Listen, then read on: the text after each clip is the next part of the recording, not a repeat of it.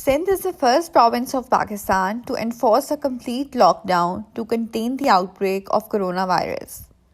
The partial lockdown earlier announced by the province turned into a full-fledged one on 23rd March. A ban was imposed on all forms of unnecessary movements. All offices, malls, restaurants, and public spaces were shut down. Restaurants were told to cease all delivery and takeaway operations. And just a few days after the lockdown, the number of confirmed coronavirus cases in the province was significantly decreased, especially in Karachi. Provincial Health Minister Azra Fazal says that the province has seen a decrease in the number of new infections over the past couple of days. She thanked the citizens of Karachi for their cooperation with the government in its drive against the deadly virus. This shows that a lockdown is proving to be an effective strategy to prevent the spread of coronavirus.